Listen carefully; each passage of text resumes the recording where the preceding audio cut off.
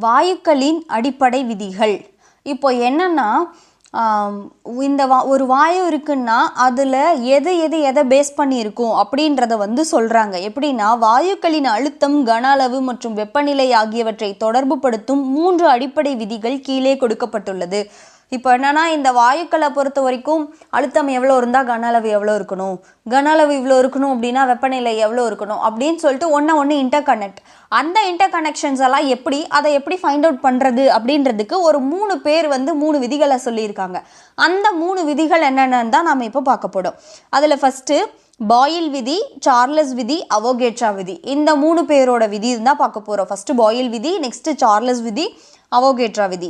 இந்த 3 விதிகளையும் நம்ம பார்க்கறது மூலமாக இந்த வாயுக்களில் அழுத்தம் எப்படி இருக்கும், வெப்பநிலை எப்படி இருக்கும், அதோட இன்டர் கனெக்ஷன்ஸ் என்னென்ன அப்படின்னு சொல்லிட்டு நாம் தெரிஞ்சுப்போம். ஃபஸ்ட்டு பாயில் விதி.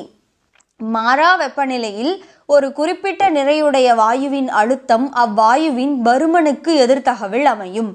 இதாவது P inversely proportional to V அப்படின்னு சொல்லியிருக்காங்க. ஆக்சுவலாக என்னென்னா மாறா வெப்பநிலையில் இதுதான் வந்து டெஃபினிஷன். மாறா வெப்பநிலையில் ஒரு குறிப்பிட்ட நிறையுடைய வாயுவின் அழுத்தம் அவ்வாயுவின் பருமனுக்கு எதிர்தகவில் அமையும். இதில் என்னென்னா மாறா வெப்பநிலை அப்படின்றது வந்து டெம்பரேச்சரை மாற்ற மாட்டோம். இப்போ ஒரு கான்ஸ்டண்ட்டான ஒரு டெம்பரேச்சரில் ஒரு 30 டிகிரினா 30 டிகிரி கான்ஸ்டன்ட் டெம்பரேச்சரில் ஒரு நிறை இருக்கிற ஒரு 10 கிராம் இருக்கிற வாயு, ஒரு 10 கிராம் இருக்கிற கேஸ் எடுத்துக்கிறோம். அதோடைய அழுத்தமானது அதனுடைய பருமனுக்கு எதிர்த்தகவில் இருக்கும் அப்படின்னு சொல்கிறாங்க. இந்த அழுத்தம் பருமனுக்கு எதிர்த்தகவில்ன்றதை அண்டர்ஸ்டாண்ட் பண்ணிக்கிறதுக்கு கீழே ஒரு பிக்சர் கொடுத்துருக்காங்க. அழுத்தத்தை பொறுத்து பருமன் மாறுபாடு. அதாவது ஃபஸ்ட்டு ஒன்றில் என்ன இருக்குது, மேல் நோக்கி இழுக்கும் போது பருமன் அதிகரிக்கிறது மற்றும் அழுத்தம் குறைகிறது. இப்போது இந்த பிக்சரை ஈஸியாக அண்டர்ஸ்டாண்ட் பண்ணிக்கிறதுக்கு நான் ஒன்று சொல்கிறேன். இப்போது உங்கள் கையில் ஒரு பலூன் இருக்குது. அந்த பலூனில் நீங்கள் கொஞ்சம் காற்று ஊதி முடிச்சு போட்டு வச்சுருக்கீங்க. இப்போது இந்த பலூனு ஒரு ஷேப்பில் இருக்குது, கரெக்டாக? அந்த பலூனை நான் ப்ரெஸ் பண்ணும்போது என்ன நடக்கும்? ப்ரெஸ் பண்ணுறேன்னா அழுத்தம் கொடுக்குறேன்னு அர்த்தம். அழுத்தம் அதிகமாக கொடுக்கும்போது அதோடைய பருமன் குறையுதா? அழுத்தம் கொடுக்கும்போது என்ன ஆகுது? பலூன் நசுங்கி சின்னதாக தெரியுதா? ஸோ அழுத்தம் அதிகரிக்கும் போது பருமன் குறையும். அப்போது அழுத்தம் குறையும் போது, இப்போ இதுவே நான் வந்து அழுத்தத்தை கொடுக்காம ஃப்ரீயாக விட்டுட்டேன், அழுத்தம் குறையும் போது பருமன் அதிகரிக்கும். அதுதான். அப்போது இதில் பாயில் என்ன சொல்ல வர்றாருன்னா, பாயிலோட விதி என்ன அப்படின்னா, ஒரு மாறாத வெப்பநிலையில் ஒரு குறிப்பிட்ட நிறை இருக்கிற ஒரு வாயுவை எடுத்துக்கிட்டோம்னா அதோடைய அழுத்தம் வந்து அவ்வாயுவின் பருமனுக்கு எதிர்த்தகவில் இருக்கும்னு சொல்கிறாங்க. அழுத்தம்னா ப்ரெஷர் P, அப்புறம் டைரக்ட்லி ப்ரொபோர்ஷனல் டு 1/V அப்படின்னா கீழே தலைகீழின்னு சொல்வோம் இல்லையா? Vனா வால்யூம், பருமன். அப்போது P இன்வர்ஸ்லி ப்ரொபோர்ஷனல் V அப்படின்னா ஒன்று எதிர்த்தகவில் இருக்குது அப்படின்னு சொல்கிறாங்க. இப்போது இந்த பிக்சர்லையும் அதுதான் சொல்கிறாங்க பாருங்களேன். அந்த குச்சி மாதிரி இருக்கிறத பிடிச்சி மேலே இழுக்கிறோம் அப்படின்னா என்ன நடக்கும்? அங்கே வந்து அழுத்தம் குறையுது. அழுத்தம் குறையிறதுனால பருமன் அதிகமாகுது. இப்போது அதுவே அதை நம்ம ப்ரெஸ் பண்ணும்போது இதை ஒரு நீடில் மாதிரி நம்ம எடுத்துக்கலாம். ஒரு ஊசியில் இன்ஜெக்ஷனில் வந்துட்டு வெளியில் இழுக்கும்போது அதோட அழுத்தம் குறையுது, பருமன் அதிகரிக்குது. அதுவே உள்ளே அழுத்தும் போது என்ன நடக்குது? அங்கே வந்துட்டு அழுத்தம் அதிகரிக்குது, பருமன் குறையுது. இதுதான் மாறா வெப்பநிலையில் மாறா நிறையுடைய நல்லியல்பு வாயுவின் அழுத்தம் மற்றும் பருமன் ஆகியவற்றின் பெருக்குத்தொகை மாறிலி எனவும் வரையறுக்கலாம். அதே மாதிரி இதில் என்ன சொல்ல வராங்க அப்படின்னா, அதோட டெம்பரேச்சரும் மாறா வெப்பநிலை மாறா நிறையுடைய, அதாவது டெம்பரேச்சரும் மாறாமல் அதோடைய நிறையும் மாறாமல் இருக்கிற ஒரு நல்லியல்பு வாயுவை பொறுத்த வரைக்கும் அதோடைய அழுத்தம், பருமன் இதோட பெருக்குத்தொகை மாறிலி, அதாவது இது ஒரு வேல்யூவாக இருக்கும். ப்ரெஷருக்கும் வால்யூமுக்குமான மல்டிப்ளிகேஷன் வந்து ஒரு நியூமரிக்கல் நம்பர், ஒரு மாறிலியாக இருக்கும். அதாவது ஒரு நியூமரிக்கல் நம்பர், அது ரெண்டும் மாறிக்கிட்டே இருக்கும்.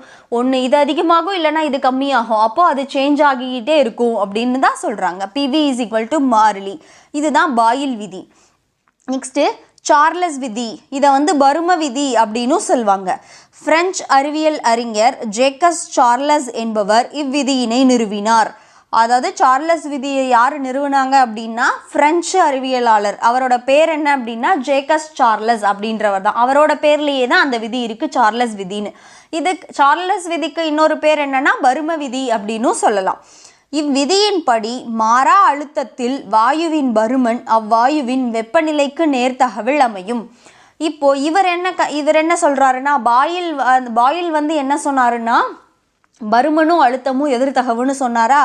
சார்லஸ் என்ன சொல்றாருன்னா அழுத்தத்தை மாறாமல் வச்சுக்கிறோம், அழுத்தம் வந்து கான்ஸ்டண்ட்டாக இருக்குது, நான் சேஞ்சே பண்ணலை.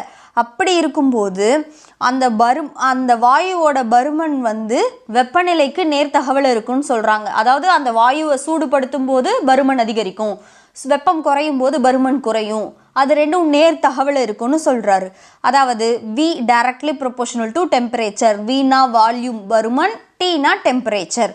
So V directly proportional to T அப்படின்னு சார்லஸ் சொல்கிறாரு. இதை எப்படி எழுதலாம் அப்படின்னா V/T = மாறிலி அப்படின்னு சொல்லலாம். அதாவது ரெண்டையும் டிவைடடில் எழுதும்போது அது வந்து மாறிலியாக இருக்கும் அதோட வேல்யூ அப்படின்னு சொல்கிறாங்க. இது சார்லஸ் விதி. நெக்ஸ்ட்டு அவகேட்ரா விதி. அவகேட்ரா என்ன சொல்கிறாரு அப்படின்னா அவகேட்ரா விதியின்படி மாறா வெப்பநிலை மற்றும் அழுத்தத்தில் வாயுவின் பருமன் அவ்வாயுவில் உள்ள அணுக்கள் அல்லது மூலக்கூறுகளின் எண்ணிக்கைக்கு நேர்த்தகவல் இருக்கும். அவகேட்ரா என்ன சொல்கிறாருன்னா அவரோட விதியில் வெப்பநிலையும் மாறலை அழுத்தமும் மாறலை, ரெண்டுமே மாறாமல் இருக்கும்போது அந்த வாயுவோட பருமன் எதை பொறுத்தது அப்படின்னா அதில் இருக்கிற அணுக்களையும் மூலக்கூறுகளுக்கும் நேர்த்தகவல் இருக்கும் அப்படின்னு சொல்லிட்டு அவகேட்ரா சொல்கிறாரு. அதாவது V directly proportional to N. இதில் Vன்றது வந்து வால்யூம் பருமன், Nங்கிறது வந்து number of atoms and molecules, so அணுக்கள் மூலக்கூறுகளின் எண்ணிக்கை. அப்போது இதையும் நம்ம எப்படி எழுதலாம், V/N = மாறிலி அப்படின்னு எழுதலாம் இல்லையா. நெக்ஸ்ட்டு ஒரு மோல் பொருளில் உள்ள மொத்த அணுக்களின் எண்ணிக்கை அவகேட்ரோ எண் என வரையறுக்கப்படும். அவகேட்ரோ எண் என்றால் என்ன அப்படின்னா ஒரு மோல் பொருளில் உள்ள மொத்த அணுக்களின் எண்ணிக்கை. 1 மோல் ஆப்ஜெக்ட் இருக்குது இல்லையா, அந்த 1 மோல் ஆப்ஜெக்டில் இருக்கிற மொத்த அணுக்களுடைய எண்ணிக்கை தான் வந்து அவகேட்ரோ எண் அப்படின்னு சொல்கிறோம். இதுக்கு கான்ஸ்டன்ட் வேல்யூ இருக்குது. அவகேட்ரோ எண் வந்து கான்ஸ்டன்ட் வேல்யூ தான். அது என்னென்னா 6.023 × 10⁻23 per mole அப்படின்றது தான் வந்து அவகேட்ரோ எண்ணோட வேல்யூ. ஆக்சுவலாக இந்த அவகேட்ரோ எண் வேல்யூன்றது வந்து 1 மார்க்லையும் கேட்பாங்க. அவகேட்ரோ எண் மதிப்பு என்றால் அவகேட்ரோ எண் மதிப்பு என்ன அப்படின்னா 6.023 × 10⁻23 mole அப்படின்றது தான்.